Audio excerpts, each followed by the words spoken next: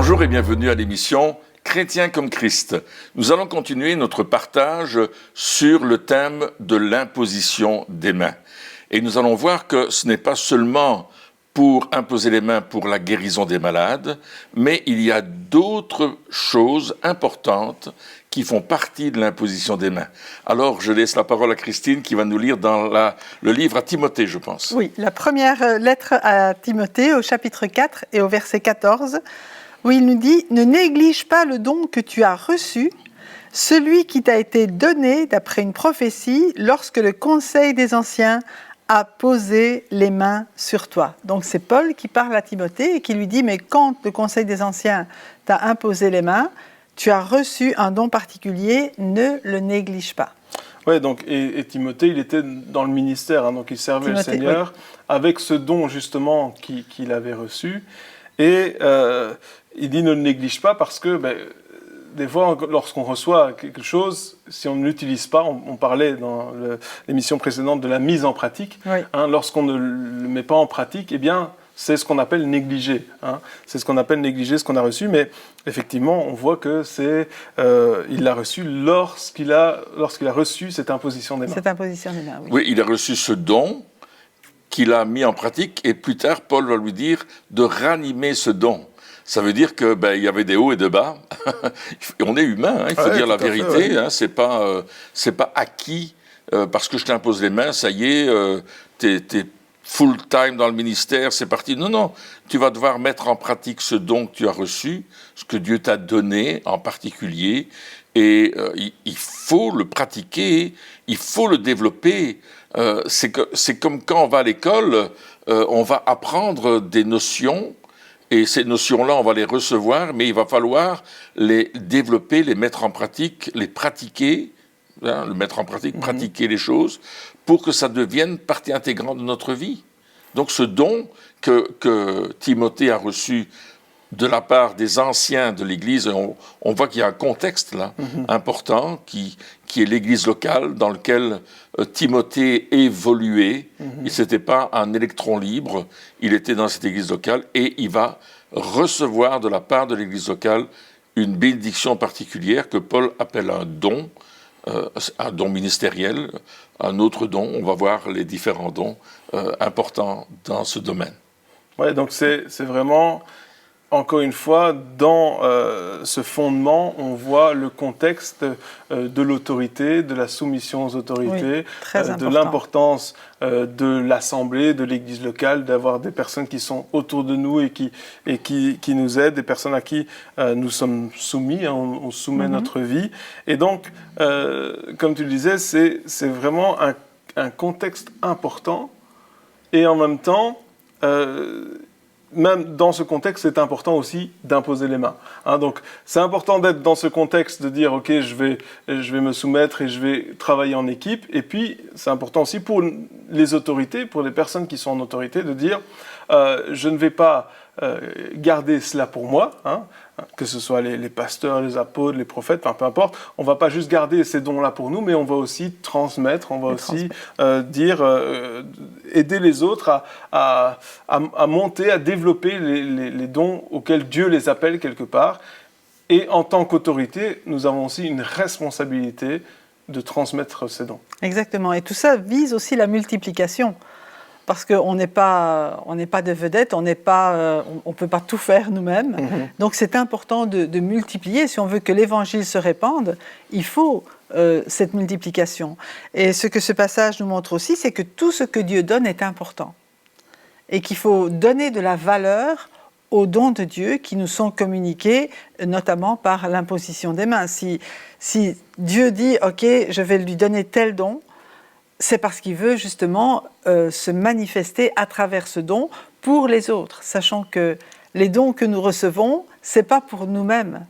Je veux dire, c'est pas pour notre profit, mais c'est toujours pour le profit de l'Église, c'est pour le profit du royaume de Dieu, c'est pour le profit de l'avancement de l'Évangile.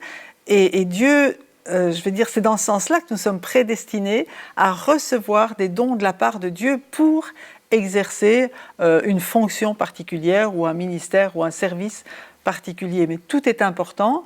Et si nous négligeons ces choses-là, eh bien, nous sommes en deçà du plan que Dieu a pour nous. Ouais, comme il était dit dans 2 Timothée 1, verset 6, ranime la flamme du don que tu as reçu.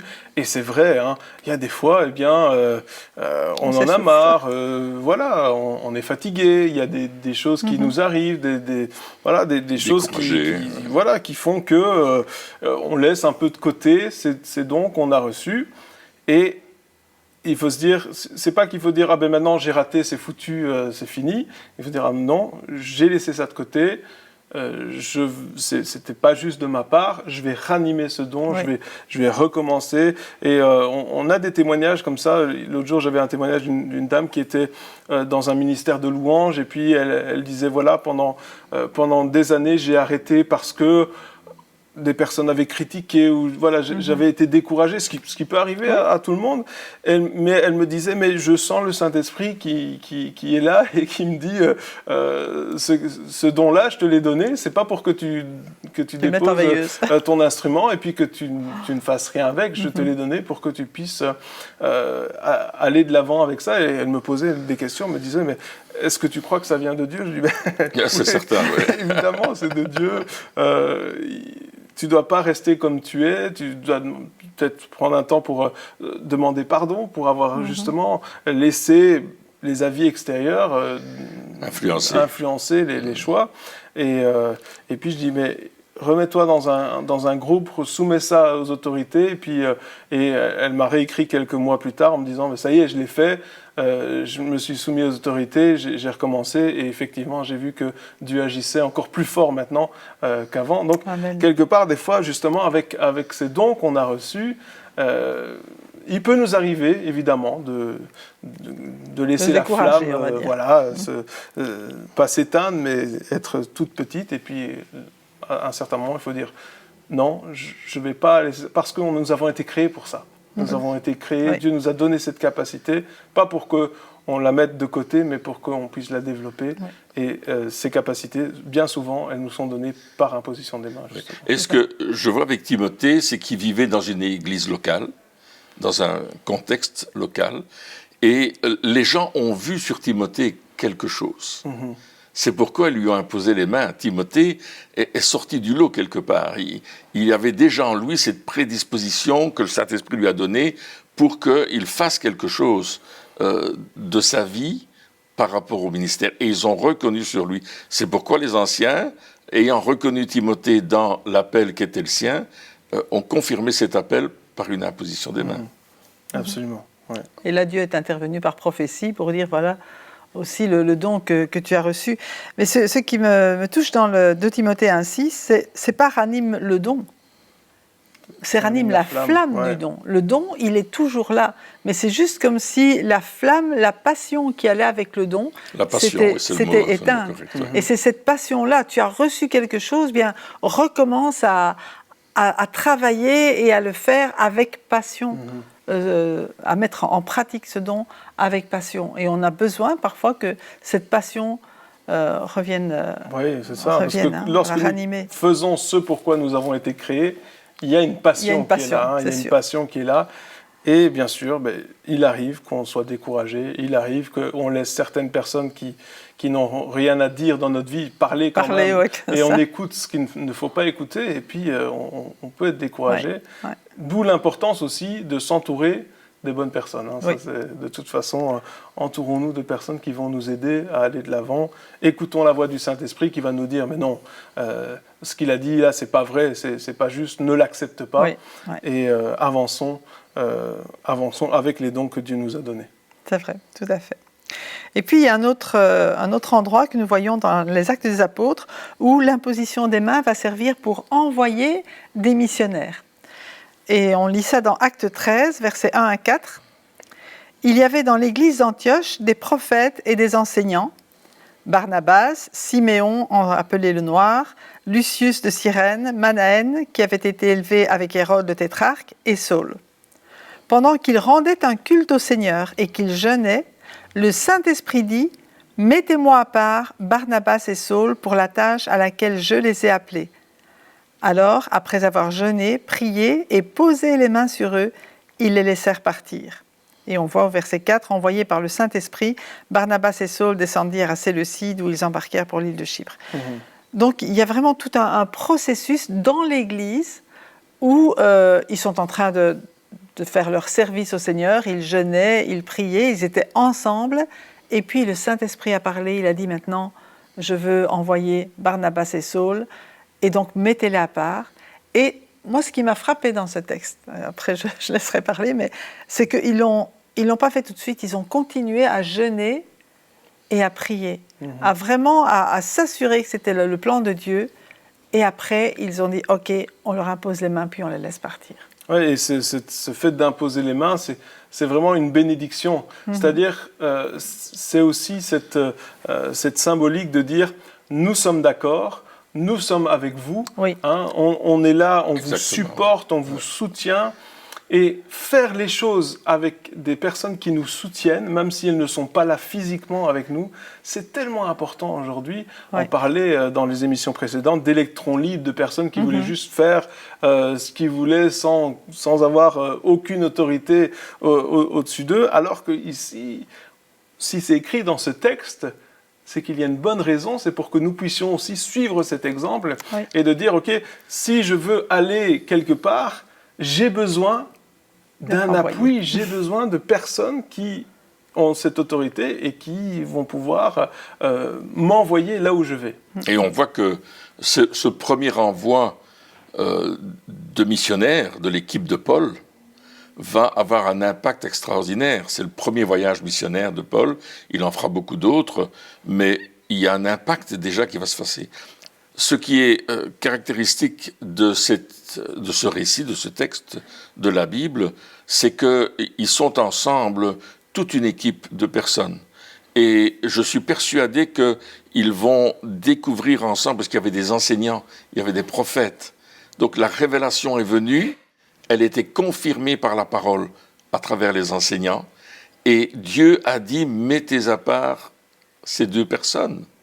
Donc il y a vraiment une direction apostolique qui a été donnée pour envoyer Paul et Barnabas et son équipe dans les nations. Et Dieu veut changer les nations.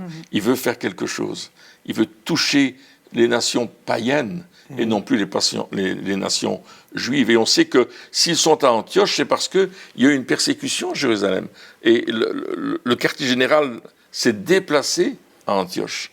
Et Antioche devient une base de laquelle on va envoyer des missionnaires qui vont revenir faire leur rapport. Oui. Il y a toujours cette communion, cette communication, l'imposition des mains, la transmission de cette autorité, de cette vision qu'ils ont reçue.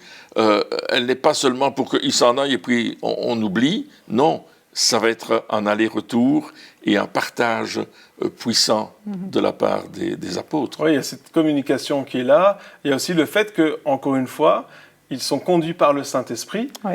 C'est pas eux qui le font. Il n'y a pas un vote en disant tiens, qui est-ce qu'on va envoyer. Ils se disent pas on va se baser sur les mérites des uns et des autres ou sur les capacités des uns et des autres. C'est vraiment le Saint-Esprit qui désigne quelque part en disant voilà, c'est eux qui doivent aller, c'est eux que j'appelle. Et ça aussi, le fait d'être totalement soumis au Saint-Esprit et d'avoir une équipe qui est soumise au Saint-Esprit, pas juste une personne, mais tout un groupe de personnes qui disent « Ok, nous voulons suivre ce que Dieu fait », ça aussi, ça a son importance. Et cette imposition des mains, pour moi, elle est capitale. Pas par le fait d'imposer physiquement les mains, bien sûr, ce qui est important, mais le fait d'avoir un soutien, d'envoyer, de communiquer, de supporter, d'être impliqué. Oui. Qu'on soit là ou pas là, être impliqué dans les œuvres.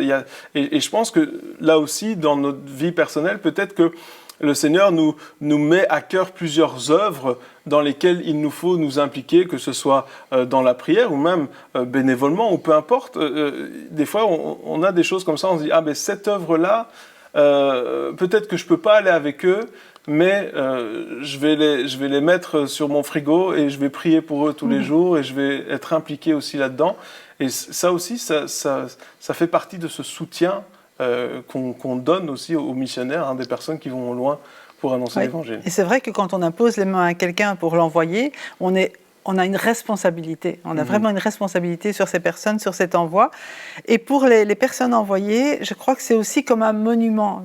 Au moment de découragement, au moment d'épreuve, ils peuvent se souvenir, oui, mais je n'ai pas décidé ça toute seule. Ouais. C'est pas moi. Je ne peux pas dire que je me suis trompée. Non, c'est vraiment le Saint-Esprit qui, dans la collégialité, a dit que c'était comme ça. Donc, je ne me suis pas trompée. Et ça, c'est important. J'ai des gens derrière qui prient pour moi. J'ai des gens derrière qui prient pour moi. Et il y a eu cette imposition des mains qui confirmait que c'était vraiment le plan de Dieu. Parce que Paul et Barnabas, la première chose qui sont arrivés, ils se sont retrouvés très vite en prison. Donc, ils auraient pu dire, mais est-ce que je me suis trompé? Est-ce que ça peut arriver si quelqu'un dit, je sais que Dieu m'envoie, le Saint-Esprit m'a dit, sans confirmation extérieure, ben, on va se décourager tout de suite et on va dire, non, c'était pas ça. Oui, et puis ici, c'est pas Paul et Barnabas qui disent, le Saint-Esprit nous a dit. Non, c'est les autres. Chrétiens qui disent, le Saint-Esprit a dit, mettez-moi à part. Voilà, exactement. Donc bien sûr, ça trouvait certainement un écho dans leur cœur. Effectivement, mais ce n'était pas de leur propre chef. Non, ce n'était pas leur décision propre à eux de quitter cet endroit. Et je pense que quand on est dans ce contexte, je vais dire, de chrétiens, du corps de Christ, eh bien, le Saint-Esprit travaille dans l'unité. Il ne va jamais travailler avec un individu tout seul. Il va toujours travailler dans l'unité, même si c'est pour envoyer ou donner une mission à un individu, ça va toujours se faire dans la communion du corps de Christ. Ouais. Et on voit aussi que dans les Actes des Apôtres, par exemple, à certains moments, ils vont avoir un espèce de problème parce qu'on n'arrivait pas à servir aux tables d'une façon correcte. Tout le monde n'était pas servi de la même façon en même temps. Hein, ils allaient on l'avait dit, au portique de Salomon. C'était un grand espace dans lequel les gens venaient manger, les gens venaient aussi étudier la parole, etc. Et il y a des gens qui se sont dit, nous, on n'est pas bien servis, et eux sont plus servis que nous, plus vite, ou je ne sais pas exactement le problème. Et les apôtres ont dit, mais on va installer des diacres. Et là, il y a toute une recherche, et on voit ça dans Acte 6. Alors peut-être, Christine, tu peux nous lire ce texte? Oui. Alors, Acte 6, versets 1 à 6, et on va lire en même temps le contexte.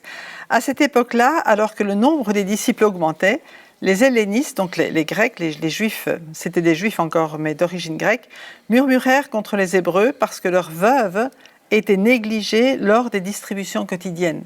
Donc la foi, ce n'était pas seulement d'annoncer l'Évangile, mais la religion, la religion, c'était aussi de partager la nourriture avec les veuves, les vraies veuves qui n'avaient personne pour s'occuper d'elles.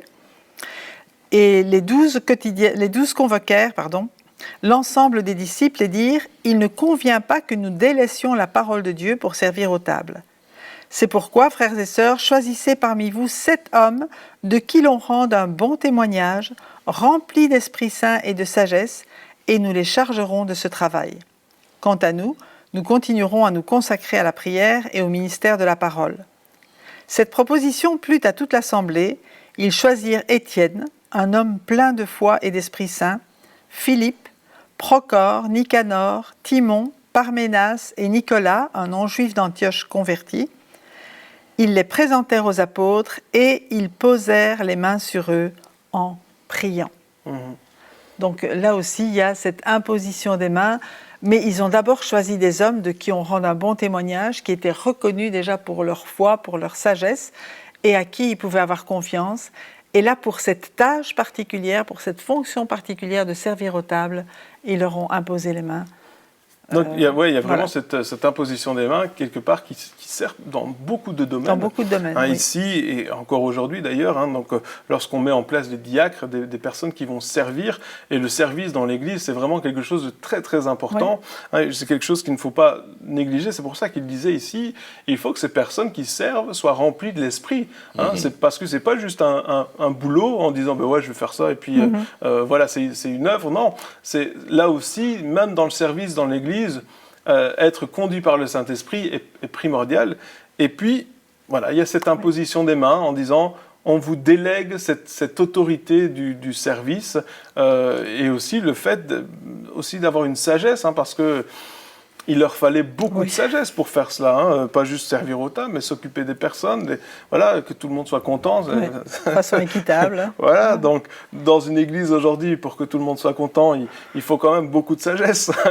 Et là, ils ont reçu cette imposition des mains pour pouvoir faire leur travail du mieux possible. Et n'oublions pas qu'il y a eu 3000 personnes qui se sont converties. De première fois, 3000 personnes, et d'autres sont venus après, ça s'est multiplié. Et il y a tous ces gens-là qui viennent, peut-être pas tous ensemble en même temps, mais qui viennent pour des enseignements, qui viennent pour la prière, qui viennent pour manger, on le voit. Et c'est là qu'il faut des diacres ou des personnes qui vont servir avec une vision biblique, remplie de foi et d'Esprit Saint. C'est pas n'importe qui va se mettre aux tables. On n'a pas dit avec un diplôme de cuistot ou avec une capacité de serveur. Non, rempli de foi et d'Esprit Saint. Et ça va être reconnu par toute l'Assemblée. Tout le monde va dire, ceux-là, il y a quelque chose sur eux. Donc on voit déjà ce don qui est sur eux. Et les apôtres vont dire, ok, vous avez bien choisi. Maintenant, nous, on va leur imposer les mains pour que l'autorité que nous avons, nous la communiquons envers eux.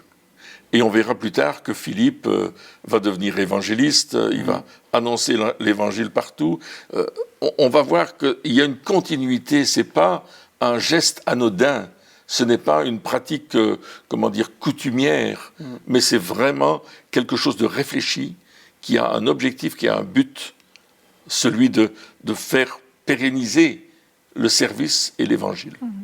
Et en même temps, le fait que ce n'est pas les apôtres qui doivent tout faire. Ouais.